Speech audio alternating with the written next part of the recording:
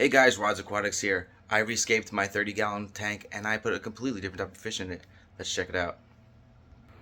So I went with a shell dweller, and these are called Neolamprologus multifasciatus, and that could not be pronounced more wrong, but if you really want to Google it, you could type in multis shell dwellers and you will definitely be able to find it, because I 100% butchered that name.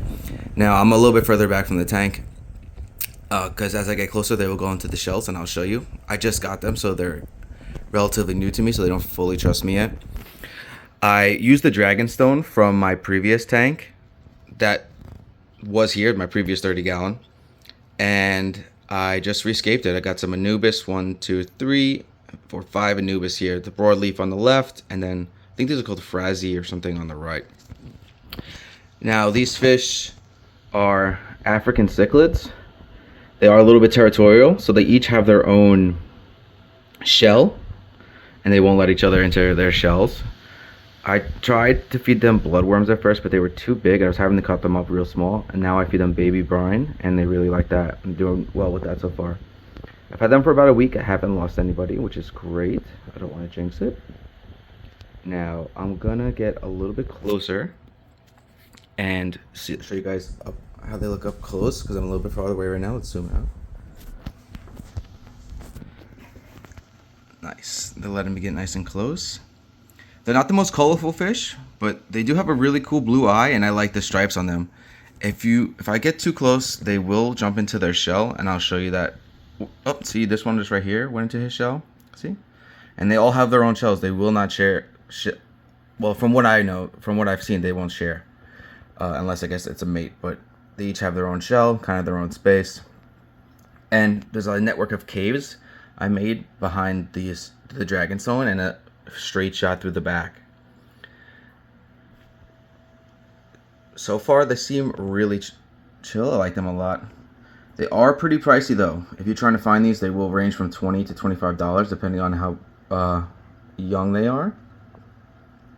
I was able to find someone on eBay to sell them for $15 a piece, and I got 9 of them. My local fish guy, when I showed him the price online, he was able to match the price, but usually they sell for $20 to $25. But as you can tell from my channel, I have a lot of tanks, so I do a lot of business with them, and they hooked me up. These shells are escargot shells from Amazon, really cheap. I think it was like 18 bucks for 36 of them. And then this is just one bag of aragonite 30-pound sand, because they need a little bit higher of a pH, because again they are African cichlids. I'm gonna get close to the camera. I'm gonna get close to the tank and show you how they will go into their preferred shell. I'm not gonna tap on the glass or anything, but if I do get close enough, I did just feed them, so they have started to trust me a little bit more. They've never let me this close. But as I get close, you see this guy over here, he's threatening to go into the shell. I'm not going to tap the glass, I'm just going to put my finger near it.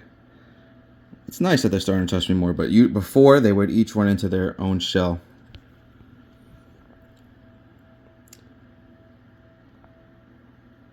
Really, really nice fish. I'm excited. They're supposedly really easy to breed, and they start like a little colony. So I'm hoping to see that. Happen.